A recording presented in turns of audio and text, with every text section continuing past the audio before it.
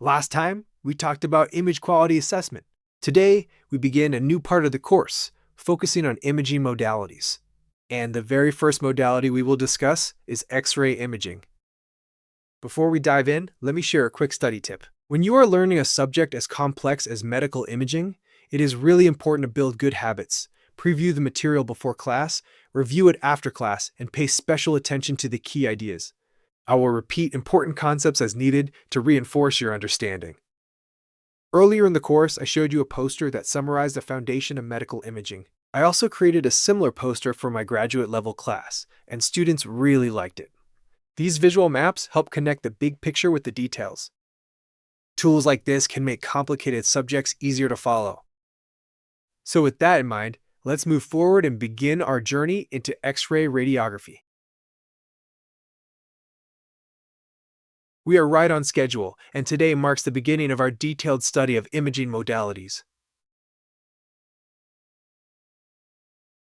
At the end of the course, you can create a summary poster for X-ray. It would be a nice exercise to build your own poster that highlights the main points of each modality. Of course, the poster I made for my graduate class goes much deeper, with governing equations. But here, for the undergraduate level, our goal is to provide a clear and introductory exposure. So today, let me give you an outline. I think it's always good to start with a roadmap, so you know where we are heading. For X-ray imaging, I'll use this outline format to guide our discussion. We will cover three fundamental aspects: the source, the attenuation, and the detector. This sequence is very logical. First, you need an X-ray source. Without a source, nothing begins. It's like trying to cook without rice. Next, those X-rays must interact with the human body. If there is no interaction, the photons just pass through like air, and we gain no information. If the body absorbs all the X-rays completely, again, no information escapes. The useful case is partial absorption. Different tissues absorb X-rays to different degrees. That difference creates contrast, and contrast is what carries the diagnostic information. Finally, we need a detector to capture that information. The X-ray photons that escape the body must be recorded so that we can reconstruct an image. So in summary, the imaging chain has three main parts: the source, the interaction with the body, and the detector. Together, they form the foundation of X-ray radiography. The story of X-ray discovery is actually a wonderful example of serendipity in science. In 1895, Wilhelm Conrad Röntgen was experimenting with a cathode ray tube, essentially an early electron gun, when he noticed something unexpected. A nearby fluorescent screen began to glow, even though the tube was enclosed in a box. By accident, he had discovered a new kind of invisible ray that could pass through many opaque materials. He called it the X-ray, where the letter X simply meant unknown. One of the first images he captured was of his wife's hand, showing her bones and even her wedding ring. That single picture immediately revealed the enormous potential of this discovery for medicine. Röntgen's work was recognized worldwide, and in 1901, he was awarded the very first Nobel Prize in Physics. So from a chance observation in the laboratory came one of the most important tools in medical diagnosis, the X-ray. Röntgen made his discovery while experimenting with a cathode tube. At that time, he didn't know what was happening. Nobody did. He placed the tube inside a box, and unexpectedly, a nearby fluorescent screen lit up. When he looked closer, he noticed that objects could block or shape this invisible radiation. For example, a metallic cross placed in front of the tube cast a clear shadow on the screen. This was something completely new. It couldn't be explained without assuming that some kind of invisible physical rays were being produced. Because the nature of these rays was unknown, he called them X-rays. Later, they became known as Röntgen rays in honor of his discovery. This breakthrough was so important that Röntgen was awarded the very first Nobel Prize in Physics. Today, of course, we understand X-rays in much greater detail, but the original observation was truly remarkable for its time. X-rays are a special type of electromagnetic radiation. They occupy a specific portion of the electromagnetic spectrum. The part of the spectrum we are most familiar with is visible light, because we can see it with our eyes. But just because we cannot see other forms of electromagnetic radiation does not mean they don't exist. Think about your smartphone. You don't see the electromagnetic waves, but you constantly receive emails, messages, and photos from anywhere in the world. These are all carried by electromagnetic radiation. Electromagnetic waves are beautifully described by Maxwell's equations. They are sinusoidal waves traveling through space, with an electric field and a magnetic field that are perpendicular to each other. Together, they form the foundation for how light and all electromagnetic radiation behave. Now, across this wide spectrum, different portions can be used for different purposes. For example, X-rays are used for radiography and CT imaging. Gamma rays are used in nuclear imaging, like PET and SPECT. Infrared and visible light are used for optical imaging and pathology. Radio waves and microwaves are used in magnetic resonance imaging. So, depending on the wavelength and frequency, each portion of the spectrum serves a different role in medicine. To describe the energy of electromagnetic radiation, we use a fundamental relationship. E equals h times F, which is also equal to hc over lambda. Here, h is Planck's constant, F is frequency, c is the speed of light, and lambda is the wavelength. From this equation, you can see that energy is directly proportional to frequency and inversely proportional to wavelength. In medical imaging, we work with very small wavelengths, usually measured in nanometers and angstroms. 1 nanometer is 10 to the power of minus 9 meters. 1 angstrom, written as a small circle above the letter A, is even smaller, 10 to the power of minus 10 meters. So this slide shows you clearly where X-rays fit in the electromagnetic spectrum and why their energy levels make them so useful for medical imaging. If we narrow down within the electromagnetic spectrum, we can clearly see where X-rays sit. Their wavelengths are extremely small, ranging roughly from 1/10 of a nanometer up to 10 nanometers. Within this narrow window, we classify radiation as X-rays. But not all X-rays are the same. When the frequency is higher, and remember, higher frequency means higher energy, we call them hard X-rays. When the frequency is lower, corresponding to longer wavelengths, the energy is weaker, and we call them soft X-rays. Different kinds of X-rays are useful for different applications. For example, in mammography, we use relatively soft X-rays because we want sensitivity to soft tissue structures. But if we want to penetrate thicker parts of the body or denser tissues like bone, we need hard X-rays with energies that can go above 100 kiloelectron volts. In non-medical settings, even higher energy X-rays are used. For example, in airport security screening, luggage may be very thick or contain dense objects. In those cases, stronger X-rays are required. Otherwise, all the radiation would be absorbed and no useful information would come out. So, depending on the wavelength and energy, X-rays can be tuned for very different purposes, from delicate imaging in medicine to powerful scanning and security. We saw this briefly back in the first lecture, but let's look again. This is a standard X-ray radiograph, in this case, a chest X-ray. It's a single two-dimensional projection of the body, captured on film or in digital form. What you see here is everything superimposed: the heart, the lungs, the ribs, all layered on top of each other in the same image. Because of that overlap, radiography is not always the clearest view. Still, it provides valuable insight into the human body. For example, if a patient has a broken bone or if there is a foreign object like a bullet, it shows up immediately. That's why radiography is so important in emergency rooms. It's fast, widely available, and gives doctors a quick look inside. But keep in mind, this is only a projected view. Moving from projection imaging, like radiography, to cross-sectional imaging, like CT, was a huge leap forward in the field of medical imaging. Here we have X-ray computed tomography, or CT. Unlike a simple radiograph, CT allows us to see a clear cross-sectional view of the body. With CT, the resolution can be extremely fine, down to about 300 microns, which is 3/10 of a millimeter. That means we can visualize very small structures and details inside the body. How do we actually make a cross-sectional image from X-rays? That is the central question of CT, and it will be the focus of our next lecture. For now, I just want to give you a sense of how powerful this technology is. When you see images like this, you realize how useful X-ray imaging can be.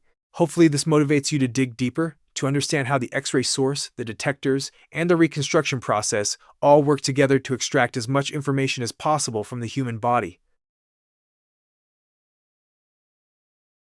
Looking into the future, X-ray imaging may become far more portable and accessible. Imagine carrying a powerful but compact X-ray device, perhaps even something integrated into a smartphone. It may sound futuristic, but nothing is stopping us from thinking outside the box. One open question is how to make X-ray imaging as cheap and convenient as possible. Believe it or not, there are papers suggesting that even something as simple as peeling Scotch tape can generate X-rays under certain conditions. If you're curious, you can look up this fascinating idea. So while today we use large, expensive machines, the future may bring surprising and creative ways to generate and use X-rays. New ideas like these could turn out to be very important for both medicine and technology. You may remember this TED video, How X-rays See Through Your Skin, which I showed you earlier. When I first shared it, it already had a large number of views, and since then, the count has only grown. That tells you how many people around the world are curious about the history and the science of X-rays. It's a short, engaging explanation of how X-rays work, and I encourage you to watch it again after today's lecture. With the background you now have, you may notice details you didn't fully appreciate before. Revisiting resources like this, once you have more context, is a great way to deepen your understanding. Medical X-rays are essential. Techniques such as plain radiographs and CT scans are the backbone of modern radiology. In fact, some of my colleagues and mentors often say, if you had to pick just one imaging modality as the cornerstone of modern medicine, it would be X-rays. If you take away X-ray imaging, hospitals simply cannot function effectively. If you take away any other modality, they can still manage, as long as X-rays remain available. There are many reasons for this. X-ray imaging is relatively cheap and widely available. It provides high resolution and fast speed, which are crucial in clinical practice. Another advantage, and one I want to emphasize, is its high geometric accuracy. What does that mean? Think about MRI. It produces beautiful images, but sometimes those images are geometrically distorted. A tumor might appear shifted, much like how a pencil looks bent when you place it in a glass of water. If a surgeon were to rely on that distorted MRI image without correction, they might target the wrong spot. CT and X-ray imaging, by contrast, give you precise geometric accuracy. This accuracy allows us to deliver radiation beams for therapy or guide surgical procedures with confidence. X-ray imaging is also both sensitive and specific. Sensitivity means that if the disease is present, the imaging will detect it. Specificity means that if the disease is not present, the imaging will not falsely indicate it. So in many cases, X-rays provide a very reliable diagnostic tool. And even when they cannot fully answer the question, they guide us toward which additional imaging modality to use next. Of course, there are downsides. The most important is that X-rays are a form of ionizing radiation, which means there is some risk. But if the radiation dose is controlled, the risk is manageable.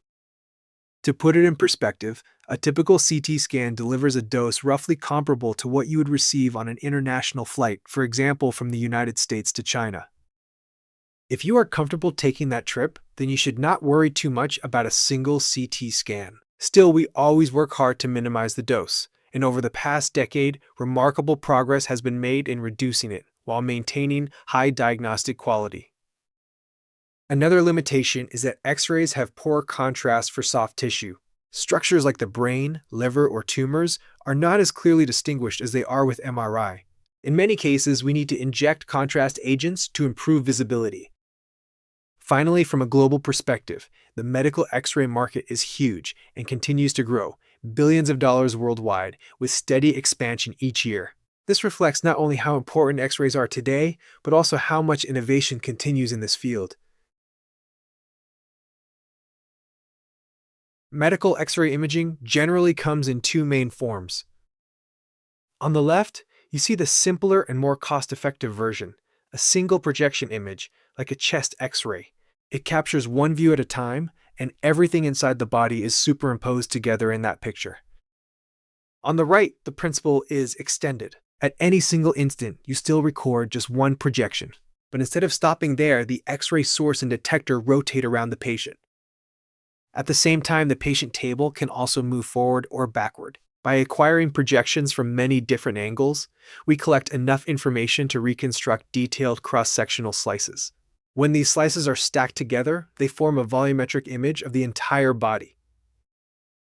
So, while projection radiography gives us a fast overview, computed tomography transforms those multiple views into a three-dimensional representation, a much richer source of information.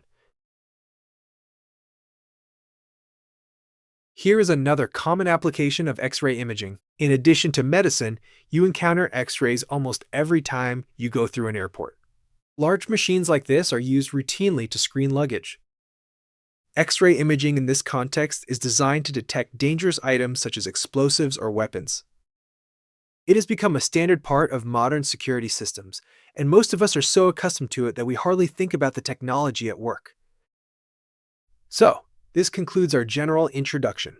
At this point, you should have a clear idea of what X-rays are, where they fall in the electromagnetic spectrum, and some of their major practical uses in both healthcare and security. Now we move on to the more detailed and important part of today's lecture, the X-ray imaging chain, the source, the interactions, and the detector.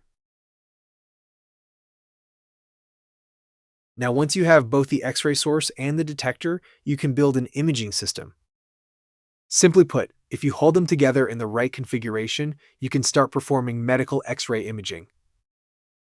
At the heart of the system is the X-ray tube. This is the device that actually generates the X-rays. We will look at its working principle in more detail, but for now, just remember, the X-ray tube is the source that makes the entire imaging chain possible. So, the first step in understanding X-ray imaging is to understand the X-ray source. Now let's take a closer look at how an X-ray tube works, because this is the heart of the X-ray source. The figure you see here illustrates the essential components. At one end, we have a filament, which is usually made of tungsten wire. The filament is coiled so that it has more surface area, and when we pass a strong current through it, the wire becomes extremely hot. This heating process frees up electrons. They become boiled off from the surface of the filament. Next, we apply a very high voltage potential between the filament, which serves as the cathode, and the target, which is called the anode. The anode is also made of tungsten. The electric field between the cathode and the anode accelerates the electrons at very high speeds toward the tungsten target. When these high-energy electrons strike the anode, their interactions with the tungsten atoms produce X-rays. This process also generates an enormous amount of heat. In fact, more than 99% of the energy is converted into heat, and less than 1% actually becomes X-rays. Managing this heat is a major engineering challenge. The inside of the tube is kept under a high vacuum so that electrons can move freely without colliding with air molecules. But even in a vacuum, the tungsten target would quickly overheat if it were not carefully designed. The solution is to use a rotating anode. By spinning the target rapidly, the electron beam does not strike the same spot continuously. Instead, the heat is spread over a larger area, preventing the tungsten from melting. Modern X-ray tubes are sealed inside durable glass or ceramic housings and are manufactured with extremely high precision. My colleagues at J Global Research, for example, have worked on these tubes for many years, refining the design step by step. While the basic principle has remained the same since Rontgen's time, continuous improvements have made the tubes more efficient, more powerful, and capable of delivering the high flux of X-rays needed in today's imaging systems. So in summary, heat the filament, release electrons, accelerate them with high voltage toward a tungsten anode, and X-rays are generated at the point of impact. Now let's ask the question, why is it that an X-ray tube can actually generate X-rays? The answer lies in two main physical mechanisms. This is what I call our first red diamond, or key concept.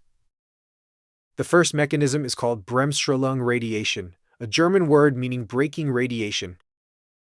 Here's what happens. A primary electron beam, accelerated toward the target, passes close to the nucleus of a tungsten atom. Because the nucleus is positively charged and the electron is negatively charged, there is an attractive force. This force bends the trajectory of the electron. Whenever a charged particle is accelerated or decelerated, it gives off radiation. In this case, that radiation is X-rays. Since the amount of bending can vary, the emitted X-rays span a continuous range of energies. That's why Bremsstrahlung is also called continuous radiation. The second mechanism is called characteristic radiation, sometimes explained in terms of the photoelectric effect. In this case, a high-energy primary electron collides with an inner shell electron of the tungsten atom and kicks it out of its orbit. That leaves a vacancy in the inner shell. An outer shell electron then drops down to fill the gap. The energy difference between the two shells is released in the form of an X-ray photon. Because the energy levels of atomic shells are discrete, the emitted X-ray has a very specific energy, a characteristic value that depends on the target material.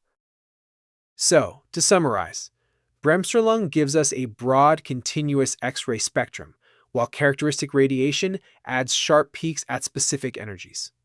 Together, these two processes explain how an X-ray tube produces the mixture of radiation that we use for imaging. Now that we've discussed how X-rays are generated, let's look at the spectrum they produce. First, notice the broad, continuous curve. This comes from Bremsstrahlung radiation. You can see that at lower photon energies, the intensity is relatively high, and as the energy increases, the intensity decreases. However, the very lowest energy X-rays don't actually appear in the output because they are absorbed inside the tungsten target itself. Since the radiation is produced beneath the surface, the tungsten material acts as a natural filter, removing the very soft X-rays before they can escape. Next, at higher energies around 70 kiloelectron volts and above for tungsten, you start to see sharp peaks. These are the characteristic X-rays, labeled here as K-alpha and K-beta. They occur only when the incoming electron energy is high enough to knock out inner shell electrons, allowing outer electrons to fall into those vacancies and release very specific amounts of energy. The maximum X-ray energy you can obtain is determined by the tube voltage. For example, if the tube is operated at 120 kilovolts, then the maximum possible photon energy is 120 kiloelectron volts. However, those very high energy photons are less common compared to the middle range. Finally, the intensity of the spectrum, meaning the number of X-ray photons produced, depends strongly on the tube current. A higher current means more electrons striking the target, which produces more X-ray photons across the spectrum. So the shape of the X-ray spectrum is governed by three key factors: the filtering effect of the target, the discrete characteristic peaks, and the limits set by the tube voltage and current. And keep in mind, this will also connect directly to one of your homework problems, so be sure to review it carefully. This slide, taken from your textbook, shows some important parameters of the X-ray tube. Let's start with the cathode. In practice, the cathode is often shaped in a particular way and charged so that it helps to focus the electron beam. Sometimes, additional focusing coils are also placed in the middle region. The purpose is always the same: to narrow the electron beam and concentrate it onto a small area of the anode. That small region becomes the X-ray focal spot. Why is the focal spot size important? If the spot is too large, X-rays are emitted from a broad area, and the resulting image becomes blurry, similar to motion blur in photography. A smaller focal spot, on the other hand, produces much sharper images. There's also a clever design trick here called the line focus principle. The anode surface is angled at some angle theta. The electrons strike the sloped surface, and X-rays are emitted. Because of the geometry, the apparent or effective focal spot size is equal to the actual size times the sine of theta. This way, you can achieve a smaller effective focal spot while still spreading the heat over a larger physical area. It's a neat compromise between sharp imaging and thermal management. Finally, the field of view, or coverage, depends on the distance from the focal spot to the patient. As the patient moves farther away, the coverage widens. The maximum coverage is limited by the anode angle. So, to summarize, focusing gives us a sharp spot. The angled anode helps reduce blur while managing heat, and the geometry of the tube determines how wide a field of view we can capture. We've now reviewed the conventional X-ray tube, its parameters, and how it works.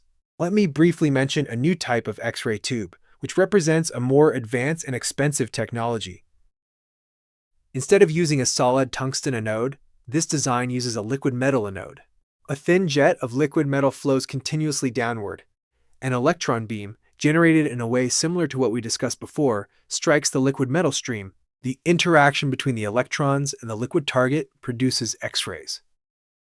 The advantage of this design is that the liquid metal can absorb and dissipate heat much more effectively than a solid target. As a result, the system can generate a much brighter X-ray beam, higher intensity and higher flux, without destroying the anode. These tubes are very costly, often priced in the range of hundreds of thousands of dollars. We won't test you on the details of this system, but it's good to be aware of such innovations. They illustrate how researchers continue to push the limits of X-ray technology, refining designs to achieve better performance. I should also add a deeper point for you to think about. When we describe Bremsstrahlung radiation, it may sound puzzling. Electrons are attracted to the nucleus, so at one stage they seem to gain energy, while at another stage they lose energy. How can net radiation be produced if these processes are symmetric? The key is that the trajectory of the electron is bent. That bending means the electron is accelerated in a new direction. An acceleration of charge always produces radiation. This is the fundamental physical basis. Conservation laws and electromagnetic theory together explain why X-rays are emitted. So, while the equations provide a clear description, it's important to connect them with the underlying physics. That's what allows us to understand not just how X-rays are generated, but also how new designs, like this liquid metal tube, can open the door to brighter and more efficient X-ray sources. By now, you understand how X-rays are generated. That knowledge positions you well, not only for deeper research in this field, but also for practical discussions, even in job interviews. Now we move to the next important part of the imaging chain, X-ray attenuation. Once X-rays are produced by the tube, or in some cases by a synchrotron radiation source, we use them to probe an object or a patient. As the X-rays travel through matter, some of them are absorbed, some are scattered, and some pass through with little interaction. It's in this process, the way X-rays are attenuated by different tissues or materials, that valuable diagnostic information is encoded. Understanding attenuation is crucial because it directly determines the contrast and quality of the images we can produce. So, how exactly do X-rays get attenuated? Think about it this way. When an X-ray beam passes through the body, several outcomes are possible. If there is no interaction at all, the X-rays travel straight through as if the body were completely transparent. That doesn't help us because no useful information is recorded. At the other extreme, if there is total absorption, none of the X-rays make it out. That also gives us no signal. The most useful case is partial absorption, and that occurs through two main processes, scattering and the photoelectric effect. We'll talk about these in more detail on the next slides. Now, at the atomic level, here's what is happening. X-rays are photons, tiny packets of energy. When they strike the body, they may interact with molecules, atoms, or even inner electrons. Some photons pass through unchanged, forming the primary beam. Others are absorbed completely, transferring all their energy to the material. And still, others are scattered, deflected in new directions, sometimes losing energy in the process. It's the balance of these interactions that produces image contrast. Different tissues in the body, bone, muscle, fat, lung, attenuate X-rays to different degrees, which is why we can see structures in an X-ray image. Here we see the overall picture of how X-ray photons interact with matter. At the atomic level, these interactions can be grouped into four main categories. The first case is no interaction. The photon simply passes through the material unchanged. You could say the photon gets lucky. It doesn't collide with anything. That photon contributes to the primary beam that reaches the detector. The second case is total absorption, also known as the photoelectric effect. Here, the photon is completely absorbed by an atom. It transfers all its energy to an inner electron, which is ejected as a photoelectron. The atom is left with a vacancy, and when electrons from higher shells fall into that vacancy, characteristic X-rays can be emitted. The other two cases involve scattering. Incoherent, or Rayleigh scattering, the photon is deflected at a very small angle, but its energy remains the same. Because the frequency and phase of the photon do not change, we call this coherent scattering.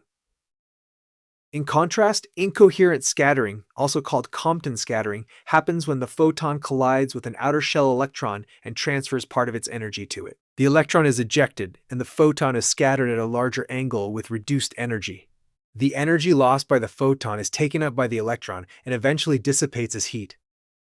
For medical imaging, the two most important interactions are the photoelectric effect and Compton scattering. The photoelectric effect gives rise to absorption contrast, while Compton scattering dominates at higher energies and contributes to image noise and radiation dose. So, to summarize, no interaction, total absorption, coherent scattering, and Compton scattering, these four categories describe the essential ways X-rays interact with tissue. Here is a summary of the different types of X-ray interactions with matter. For medical X-rays, the two dominant processes are the photoelectric effect and Compton scattering. Scattering can be divided into Compton and coherent, or Rayleigh scattering. But in practice, coherent scattering contributes only a very small portion and is usually not considered important for medical imaging. Now, in clinical X-ray systems, we typically operate with tube voltages up to about 140 kilovolts peak, or kVp. When the energy is below about 80 kVp, the photoelectric effect is the dominant interaction. Above 80 kVp, Compton scattering becomes more significant. This is why, in diagnostic imaging, we see a transition in the relative contributions of these two effects. Traditionally, scattering was treated mainly as a nuisance because it reduces image contrast. But modern research shows that small-angle Compton scattering actually carries valuable information. In fact, subtle differences in scattering patterns may help distinguish benign from malignant tumors. However, detecting and analyzing this information requires specialized techniques, which go beyond the scope of our class. In addition to these, there are two higher energy interactions, pair production and photodisintegration. These processes become relevant only when the photon energy is very high, well above the diagnostic range. For example, in radiation therapy, where high-energy X-rays or proton beams are directed at tumors, pair production and photodisintegration play important roles.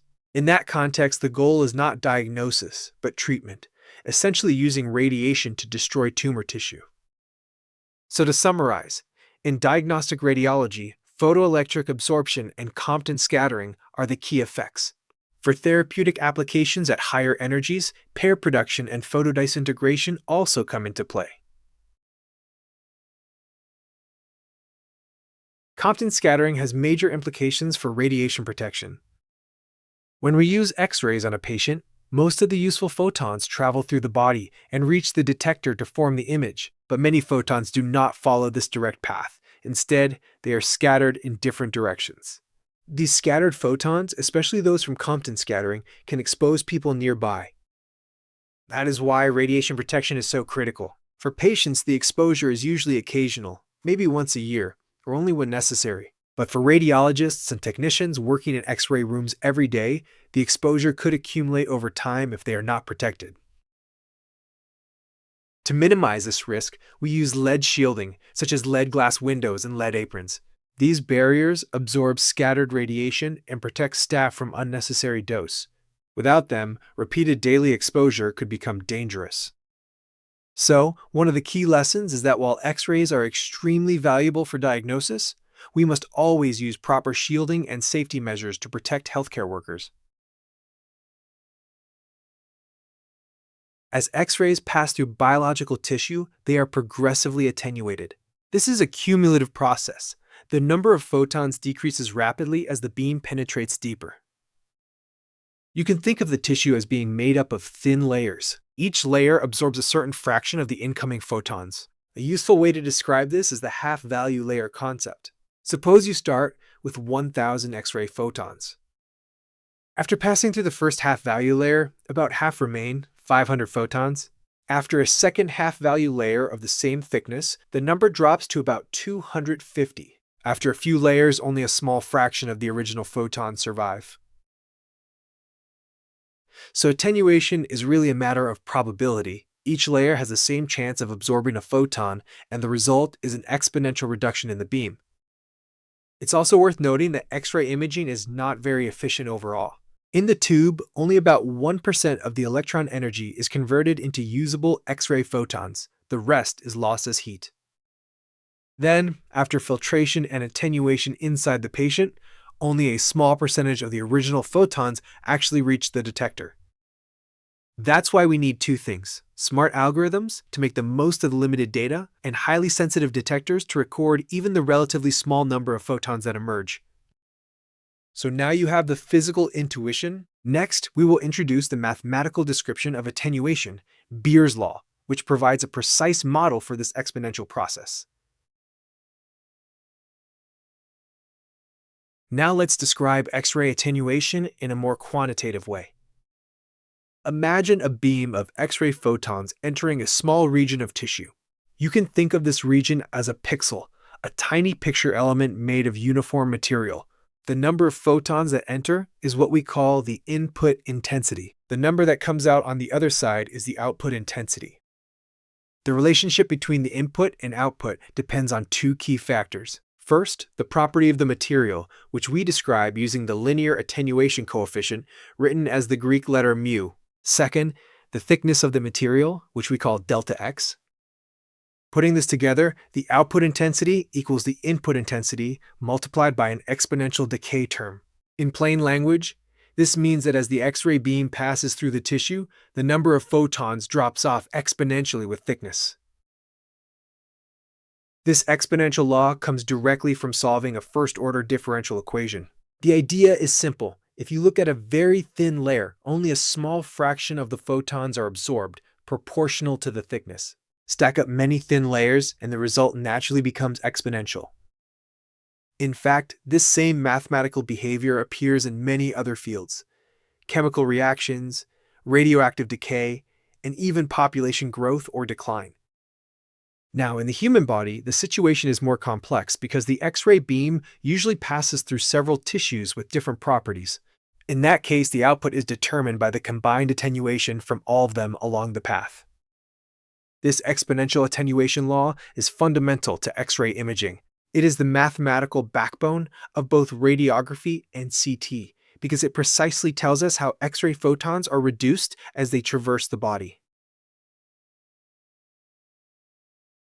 Now let's extend the exponential attenuation model to the case where the X-ray beam passes through multiple elements along its path. Suppose the beam is divided into many small steps. For each step, there is a local attenuation coefficient and a thickness. When we add up all of these contributions, we arrive at a cumulative relationship. This summation has a special name. We call it a ray sum. The term simply means we are summing up contributions along a single ray of X-rays as it travels through the object.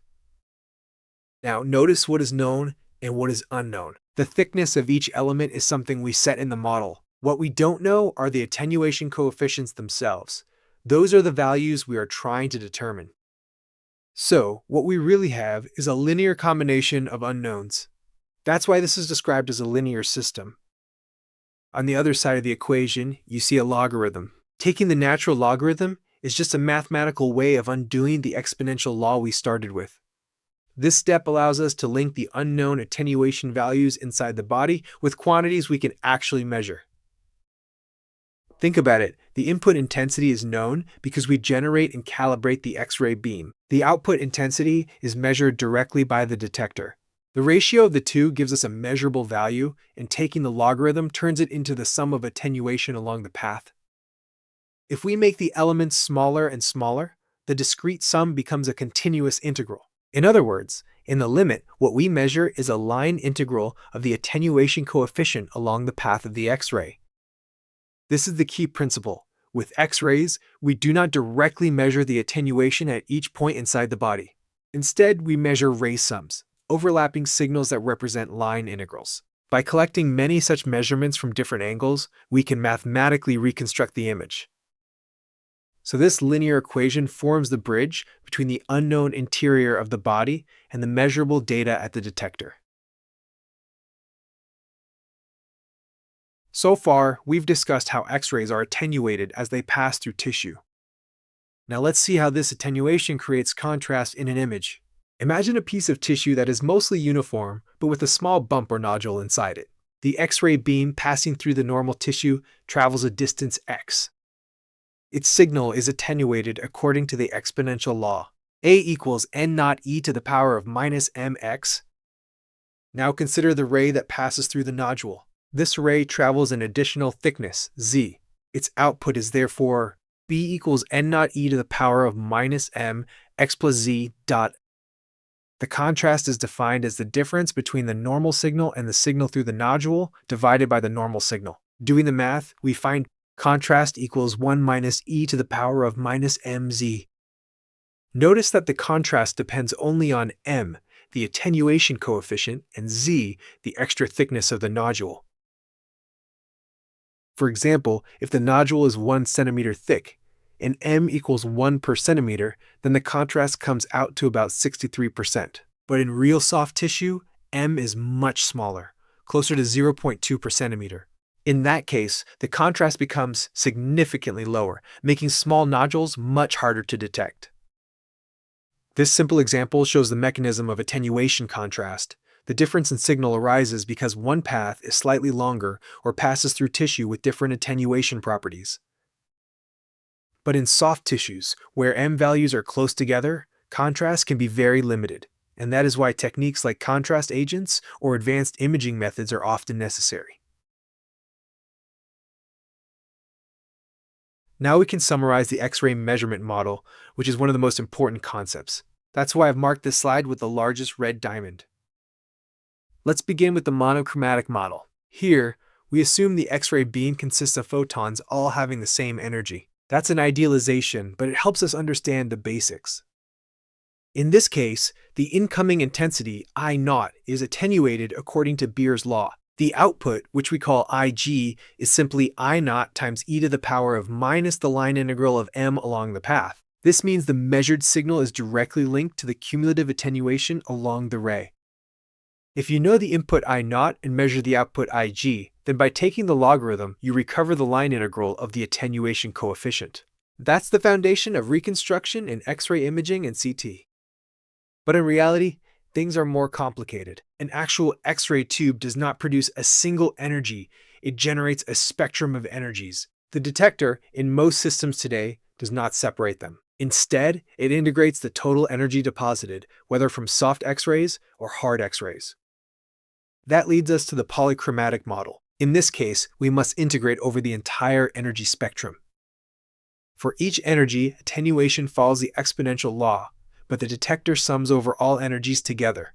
The result is still a single number, a grayscale intensity, but it is a weighted sum across the energy distribution. So, the monochromatic model is simple and idealized, while the polychromatic model describes the true measurement process in clinical CT scanners.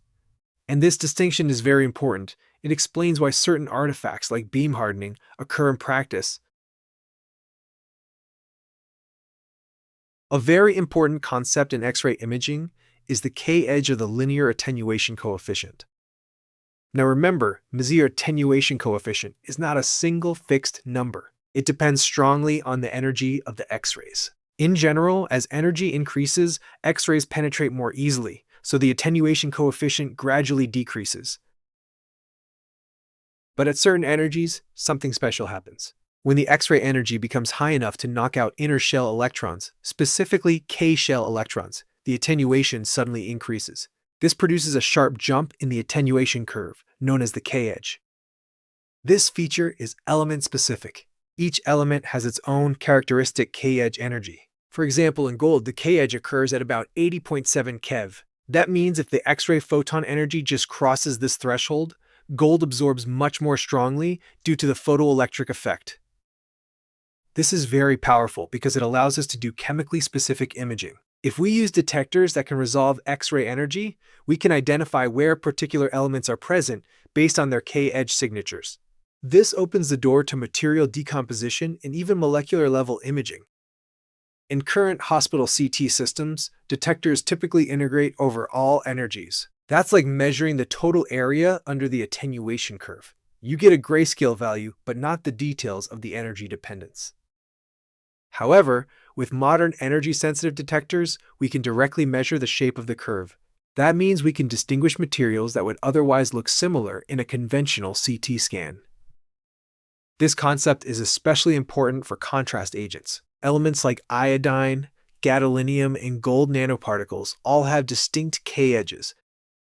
With energy-resolved imaging, we can separate their signals, perform quantitative mapping, and even design targeted nanoparticle-based contrast agents for advanced molecular imaging.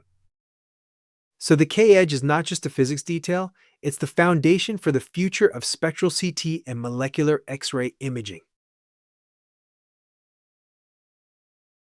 Now let's look at how contrast agents take advantage of the K-edge effect we just discussed.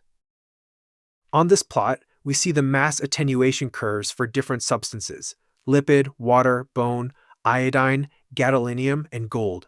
Notice that lipid, water, and bone have smooth curves that gradually decrease as energy increases. Without extra information, their signals can overlap, and it's very difficult to tell them apart. But look closely at iodine, gadolinium, and gold.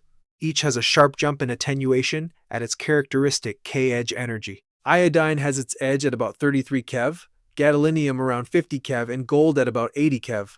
These discontinuities are like chemical fingerprints. If your detector simply integrates all energies, you cannot distinguish whether the bright signal you see comes from iodine or from gold, or even a mixture of bone and water. But if you can measure the attenuation as a function of energy, in other words, if you can see the shape of this curve, then you can identify which element is responsible. This is the basis of K-edge imaging. By designing energy-sensitive detectors, we can separate the signals of different contrast agents. Clinically, iodine is already the most common CT contrast agent. Gadolinium, which is widely used in MRI, can also be detected in spectral CT. And gold nanoparticles are being investigated for advanced applications, including molecular imaging and drug delivery, because of their strong K-edge at higher energies. So the key message here is, traditional CT shows only grayscale intensity, but spectral CT can unlock these curves and make imaging chemically specific. That allows us not only to see anatomy, but also to distinguish materials and track contrast agents at the molecular level. Now we come to the final part of today's lecture, the X-ray detector. In your textbook, you will see quite a bit of discussion about traditional film and early detection methods. Those are historically important, and I encourage you to read them so you have general knowledge. But in practice, those methods are now outdated. What really matters for us is how X-rays are detected in modern CT scanners and what technologies are shaping the future of X-ray imaging. Modern detectors are digital. They convert incoming X-ray photons into electrical signals that can be processed by the computer. And today, there are two main classes of detector technologies that you should understand. Energy integrating detectors. This is the technology used in nearly all current CT scanners. They simply collect all the incoming photons and integrate their total energy. Whether a photon has high energy or low energy, the detector just sums them up. That gives us grayscale images, the kind you are familiar with in clinical CT. A variation of this is dual energy imaging, where two different energy spectra are used to give some limited energy discrimination. Dual energy CT is already widely applied, for example, to distinguish iodine contrast from calcium. Photon counting detectors. This is the emerging next-generation technology. Instead of summing all energies together, photon counting detectors measure each incoming photon individually and record its energy. That means they can separate photons into different energy bins, giving us spectral information. With this approach, we can do material decomposition, K-edge imaging, and molecular-level X-ray imaging, which we just discussed with gold and gadolinium. So, to summarize, energy integrating detectors are the current standard, while photon counting detectors represent the future. They promise higher resolution, lower dose, and much richer information content. This transition from energy integration to photon counting is one of the most exciting directions in X-ray imaging research and clinical translation. Energy integrating detectors are the most common, practical, and mature technology used in modern CT scanners. Their principle is very simple. they collect the total energy deposited by all X-ray photons that arrive at the detector element. It doesn't matter whether the incoming photons are high energy or low energy, in the end, they are all added together. Now, this technology works in two modes. Indirect mode. In indirect mode, the X-ray photons first pass through a layer of material called a phosphor, such as cesium iodide. The phosphor absorbs the X-ray energy and converts it into visible light. Each X-ray photon produces many visible light photons. These visible photons then strike a photodiode layer, which converts the light into an electrical current. The current is then read out by the circuit. In this process, higher energy X-ray photons produce more visible light, but once converted to charge, all signals are summed together. That's why this method is called energy integrating or sometimes current integrating. Direct mode. In direct mode, there is no intermediate light conversion. Instead, the X-rays interact directly with a semiconductor material, such as amorphous selenium. The X-ray photons generate electron-hole pairs in the material. Under a high-voltage bias, these charges are separated and collected as an electrical current. Again, the detector integrates all charges into one signal, which represents the total X-ray energy deposited. So in both indirect and direct modes, the detector does not distinguish between high and low energy photons. It simply reports a single number proportional to the total energy of all photons that pass through the patient. This gives us the grayscale images we are familiar with in clinical CT. This approach is robust, efficient, and reliable, and it has been the backbone of medical CT imaging for decades. Now let's talk about an important concept in X-ray imaging, the anti-scatter grid. As we discussed earlier, when X-rays interact with the body, two main processes occur: photoelectric absorption and scattering. In medical X-rays, scattering is very common. That means many photons change direction inside the body and then try to reach the detector from different angles. But here's the problem. What we really want to measure is the primary beam, the photons that travel straight along the original X-ray path. These are the photons that contain the true-line integral information we need for accurate imaging. If scattered photons are also recorded, they blur the image and reduce contrast. To solve this, we use an anti-scatter grid. You can think of it as a sheet with many tiny channels, almost like thousands of pinholes. Only photons traveling in the correct direction, aligned with the primary X-ray beam, can pass through these channels and reach the detector. Scattered photons, coming in at an angle, are blocked by the grid walls, which are made of dense materials such as lead. This dramatically improves image quality by reducing the effect of scatter. Of course, there are trade-offs. If the grid is very tall or tightly spaced, it rejects more scatter, but it can also block some of the primary beam, which reduces efficiency. Engineers must carefully design the grid's height, spacing, and material to strike a balance between scatter rejection and preserving the useful signal. So, in summary, the anti-scatter grid is a simple but powerful device that ensures we measure mostly the primary beam, giving us much clearer and more reliable images. Here you can clearly see the difference between using an anti-scatter grid and not using one. On the left, with the grid, the anatomical structures are much sharper. The boundaries of the ribs, the lung fields, and even the soft tissues are more clearly defined. On the right, without the grid, the image looks more foggy. That haziness comes from scattered photons that are superimposed on top of the fine structures. Essentially, the scatter washes out important details and reduces contrast. Think of it like looking out of an airplane. On a clear day, you can see the ground with sharp detail. But on a cloudy day, the clouds blur your view. In the same way, scattered X-ray photons act like a layer of clouds, blurring the image and hiding subtle differences. This becomes especially important when detecting low-contrast tumors. Without a grid, these tumors might be completely hidden in the fog of scatter. With a grid, however, you remove much of that scatter, revealing the underlying details more accurately. So using an anti-scatter grid can make the difference between detecting a disease early and missing it entirely. Now let's dive into dual energy imaging, which is one of the most important developments in modern CT. All the major CT manufacturers, Siemens, GE, Philips, and Toshiba, have worked on energy-sensitive imaging. While true multi-energy imaging is still a challenge, they have all developed practical approaches to perform dual-energy CT, which means collecting data using two different X-ray spectra. Let me explain the main strategies. Siemens uses dual-source CT. Here, the scanner has two X-ray tubes and two detectors mounted at an angle, each operating at a different voltage. For example, one tube might run at 80 kilovolts, while the other runs at 140 kilovolts. This gives you two spectra simultaneously, which means excellent temporal resolution and minimal motion artifact. GE uses KVP switching.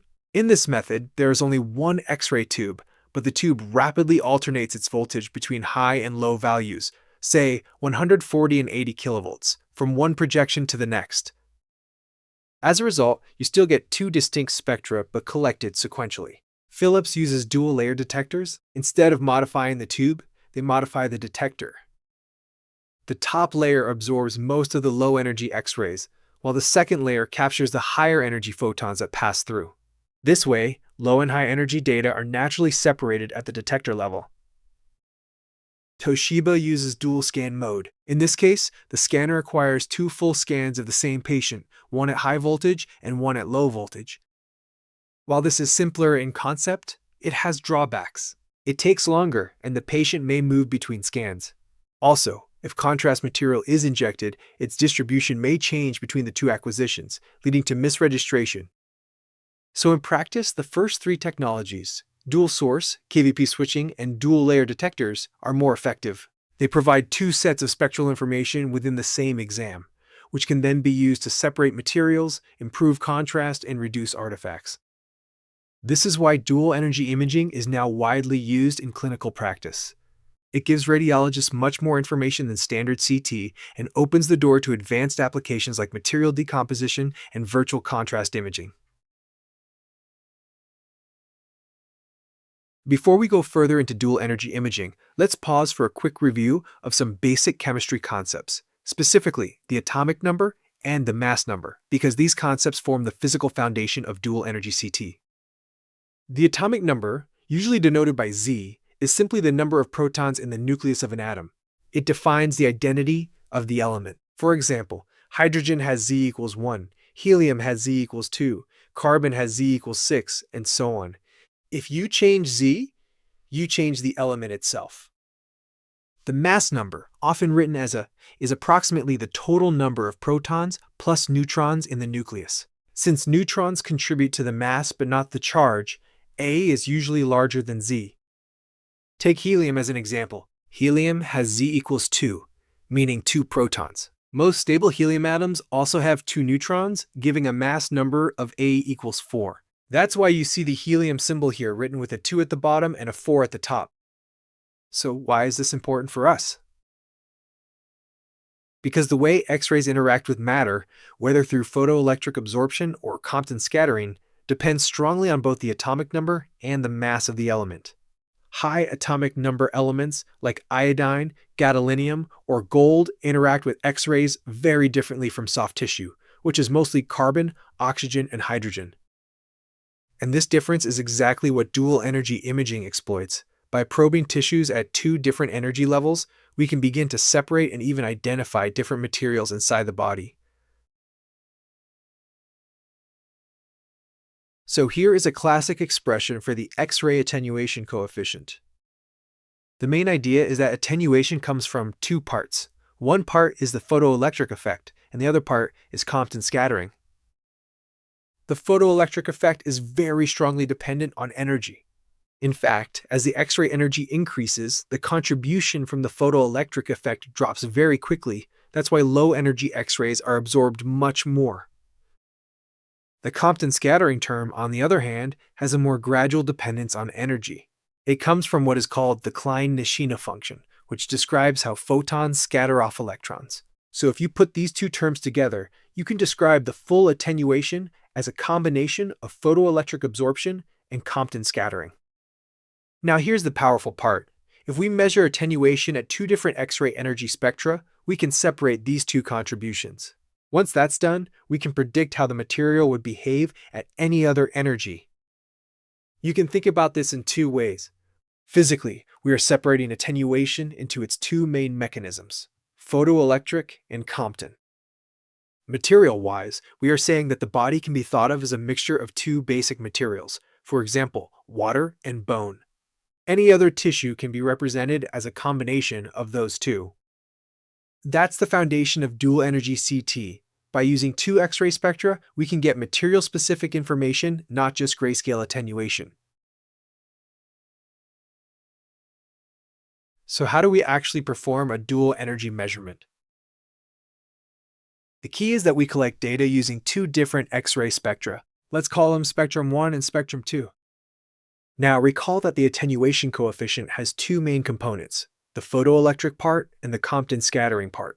When we take the line integral along an X-ray path, we can separate these contributions into two quantities. We usually call them A1 and A2. So what happens is this: if we measure the transmitted X-ray signal with spectrum 1, we get one equation that depends on A1 and A2. If we measure again with spectrum 2, we get a second equation. Now we have two equations and two unknowns. That means we can solve for A1 and A2. And once we know A1 and A2, we can reconstruct the attenuation coefficient at any X-ray energy. That's the whole idea of dual energy CT. By using two spectra, we get enough independent information to separate the photoelectric and Compton contributions. And from there, we can start to do material decomposition, distinguishing water from bone, or even identifying contrast agents like iodine or gold. So dual energy imaging is not just a trick with hardware. It has a very solid physical and mathematical foundation. Now let's move to the last topic in this section, photon counting CT. Up to this point, we've mostly been talking about conventional detectors. Those are what we call current integrating detectors. What they really do is add up all the incoming X-ray photons across the entire energy spectrum and then report one number.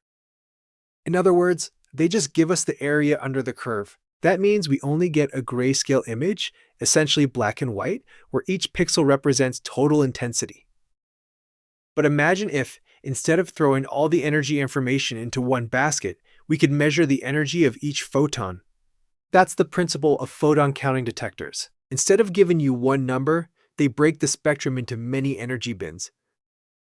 So now, instead of saying, this voxel attenuates X-rays by this much in total, we can say, here is how it attenuates soft X-rays, medium energy X-rays, and high energy X-rays. That gives us a rich spectrum of information.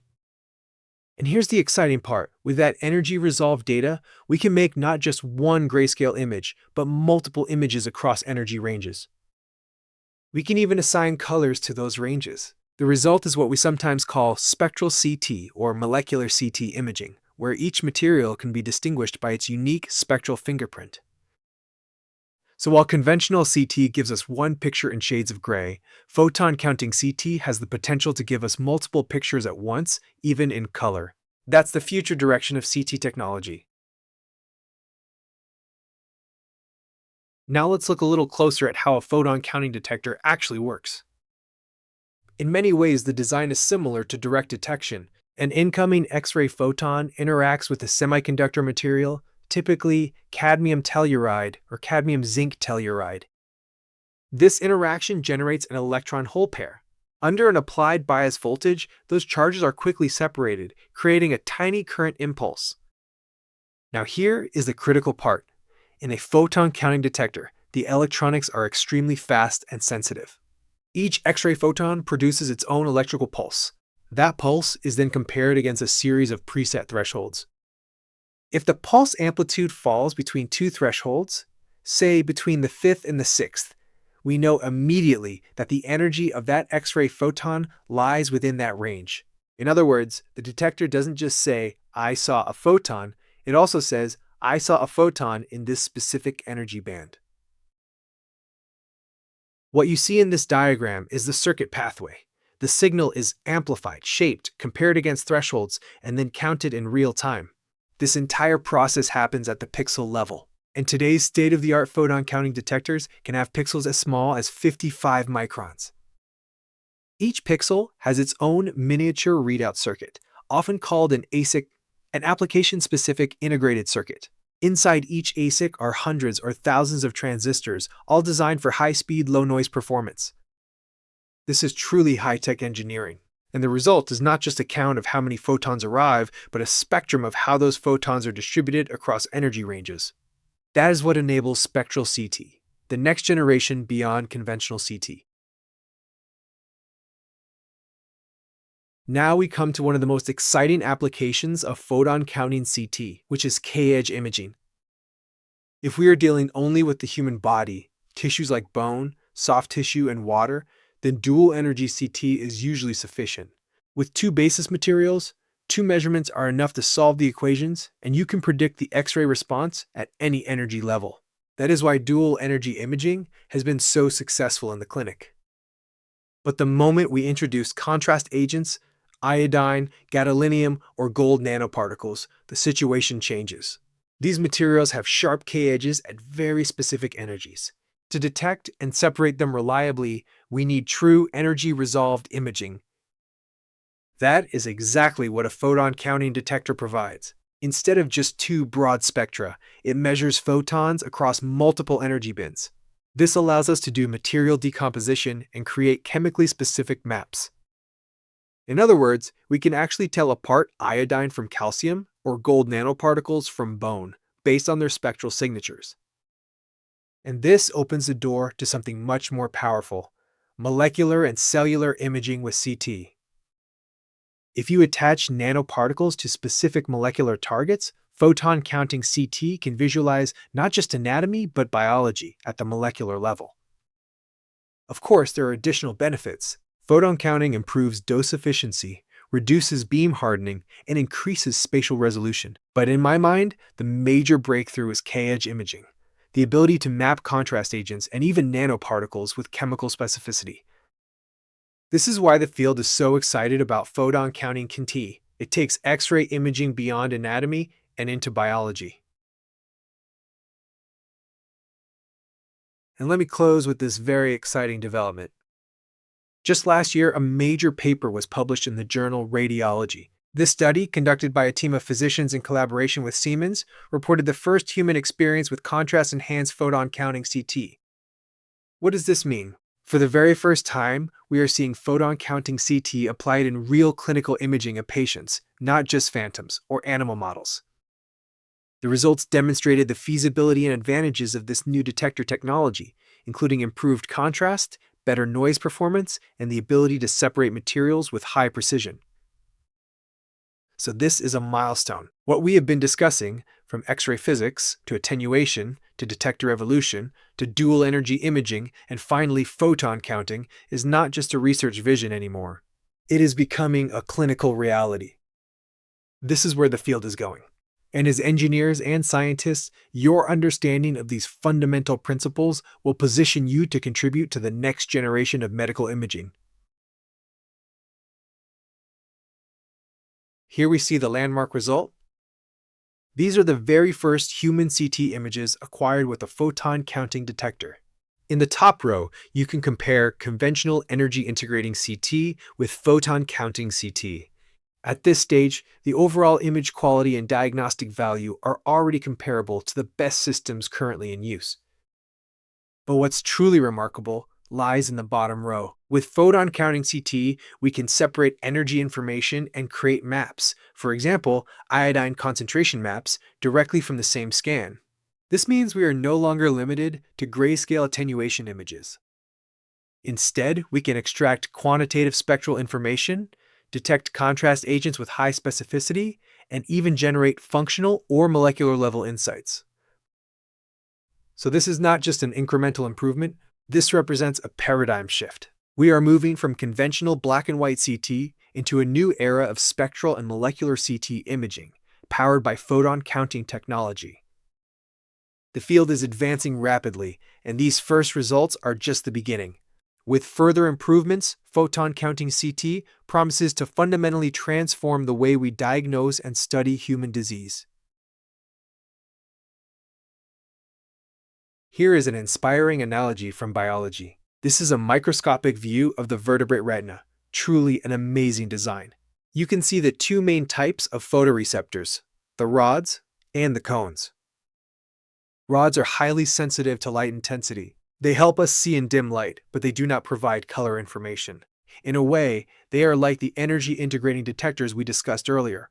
They sum up all incoming light, or in our case, X-ray energy. Cones, on the other hand, are responsible for color vision. They are less sensitive to intensity, but can distinguish between red, green, and blue. In other words, they are like photon counting detectors, slower but capable of providing spectral or energy-specific information. So why does the human retina use both? Because together, they give us a complete picture. Rods allow us to detect faint light with high sensitivity, while cones let us see rich color details.